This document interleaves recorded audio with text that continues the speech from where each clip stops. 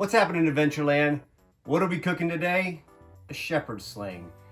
If you're familiar with the story of David and Goliath, it's the story of a boy who kills a giant from the Old Testament, and he uses a shepherd's sling and a stone, and he slings it and hits the giant right in the forehead, kills Goliath, and wins the battle for the Israelites. So I love that story, and I've always wondered, like, how hard is it to throw a stone with a shepherd's sling?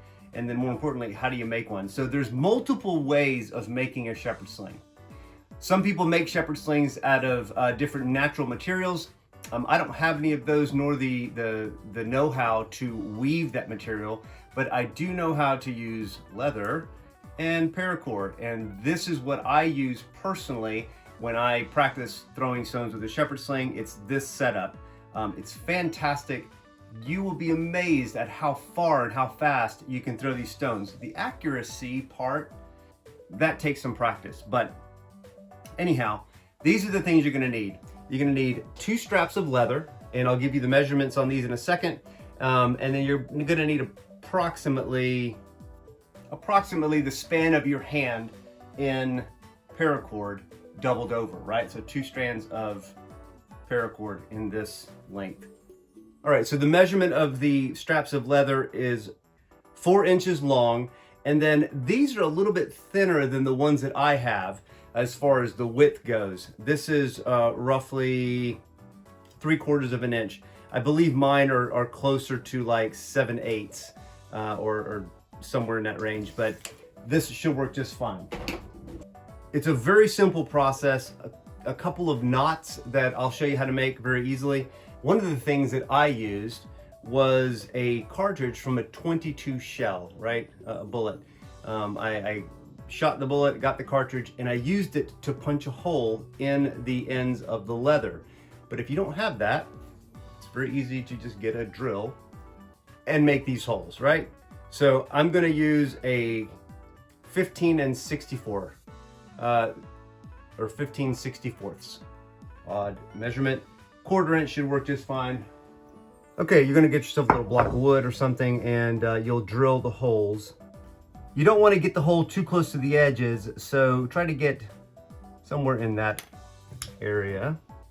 What I'm doing is I'm doubling them over so that I get through both pieces at the same time, in the same approximate location.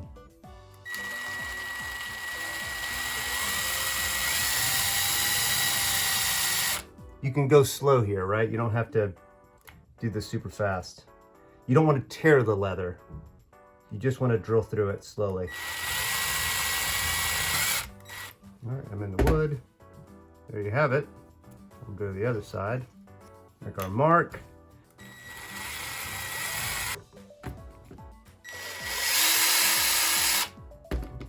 Clean that up with a razor blade. So when I got this leather, one of the things that I did was I soaked it overnight in olive oil because it was so stiff. And look how pliable this is now. I mean, it was like as solid as a piece of wood almost. Thick leather ends up like that when you get it from the shop if it's not been treated. So this is approximately 1/4 of an inch or so thick. Now that that's done, we're going to tie the 2 together. And this is what I do. I'll give you 2 examples of the way that I tied my shepherd sling together. The first way is to make a fisherman's knot. So fisherman's knot is not difficult to make. What you're essentially going to do is take the rope and you're going to wrap it around until you have this X shape here, and then bring this end around and tuck it through the space between. Make that a little bit bigger. I'll make it large so that you can see. See, I've got this X right here. You're gonna make a hole, keeping this part of the rope down towards the bottom, and that's the hole you wanna go through. You're gonna come through this direction, just like that. Before I tighten it down, just wanna give you a good visual representation of what a fisherman's knot looks like. And I bring it towards the end here. What happens is this becomes a constrictor knot. so it slides down onto it. I tighten this up, snug this down, and this should work just fine. However, I personally didn't like the way that it tightened so much onto the leather that it made it difficult to split apart. You'll see what I mean in a minute. So I'm gonna try something just a little bit different today. I'm gonna take this fisherman's knot out. That is option 1. This is how you're going to tie the stopper knot at the end, instead of using the fisherman's knot to constrict the two pieces together. Tuck it in once, tuck it in twice, and then cinch it down. Essentially like that. We'll do that one more time for you. Make an overhand knot, essentially, right? But bring it through one more time. You could get really fancy here and make a monkey's fist if you wanted to, but that would kind of be a pretty big knot. So I'm gonna do like so, and that's our stopper knot at the end. Should work just fine. I'd be interested to see how well it does under stress and pressure, right, over time with this leather. It's 1/4 inch leather, should be just fine, but something to consider. Then, what you're gonna do at the end is take the 2 straps of leather. You're not gonna put them one underneath the other. You're gonna fold one over the other. So what you're doing is you're essentially making this cup that you can move around, right? So same idea here. You're gonna bring this through and bring this through. And we'll make our same stopper knot. We'll do an overhand knot and bring it through the hole one more time. Now that looks pretty cool. Another option too is to maybe do another overhand knot here so that this doesn't slide up. You can do that. I'll probably do that for this scenario, or maybe try it without it and see what happens. But essentially what I was wanting is the ability to spread these apart just a little bit. Sometimes I throw larger stones, and the constrictor knot that I have on the current one that I use made it very difficult to spread these open so that it can accommodate the size of the stone. So now I'll take the end here and I'll cut it. And I always like to go ahead and melt the ends so that I don't start to fray. All right, I think that'll work just fine. You know what? I think I am gonna go ahead and make an overhand knot here just to keep the pieces of leather from sliding. So we'll make an overhand knot, work it down close to the end here. And you can mess around with this, you know, you figure out which way works best for you. I just noticed when I was practicing with the one that I've made already that it was just a little difficult to spread the leather pieces apart so that I could accommodate the larger rocks. Work this down towards the base of the leather. Not too tight, but just tight enough to hold it in place. Yeah, look at that. Excellent. And then I usually clean these pieces up. Leave about, I don't know, 2/8 of an inch, 1/4 of an inch. This thing is trash.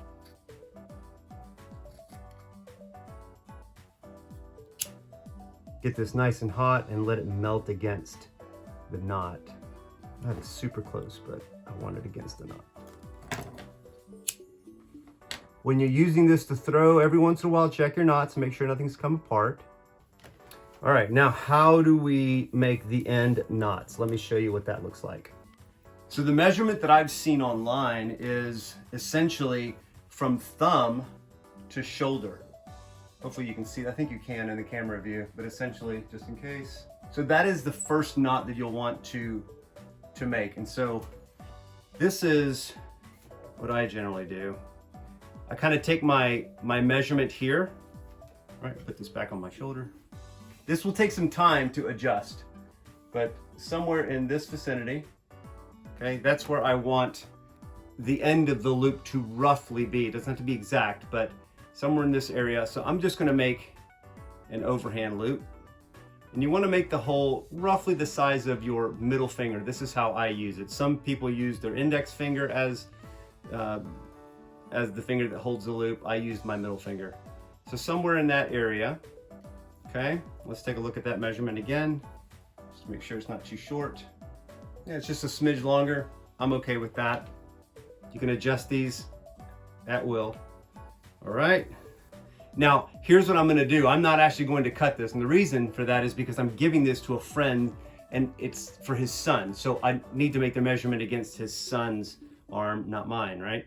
So you're gonna make this loop first, then the next loop you're going to make, and this one is the one that does take a little bit more time to really adjust, is you're gonna make the same type of knot that we did here, this like double overhand knot, and you wanna make it so that, I'll just make a single overhand knot for the sake of the demonstration, right?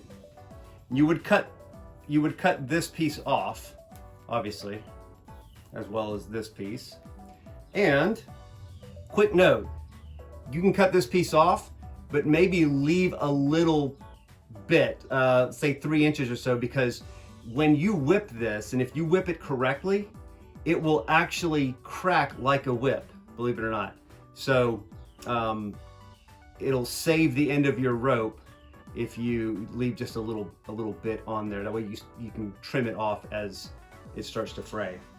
So what you're gonna do is you're gonna take the loop and put it on the outside of your finger, okay? And then you'll adjust the other knot down the line until this is level in your hands, right? And you got to remember, you're going to be under strain when you sling this, or it's going to be under tension, and you want to be sure that it stays level. See, that's not right? So made it too short, and you just work the knot around until you finally get it. And again, for this knot, I would do a double overhand knot like I did here on the ends, just so that it's a bigger knot and easier to grab. So once you have that, you can trim the ends and you're good to go. It's super simple to make. It's really fun to use. There's some people that have become experts with these and can hit objects at 30 feet and accurately and consistently. So hey guys, that's it. Very simple way of making a shepherd's sling. I hope you've enjoyed it. I hope you've learned something. Hit that like, that subscribe button. Really appreciate you doing that. And whatever you do today, remember, stay adventurous, my friends.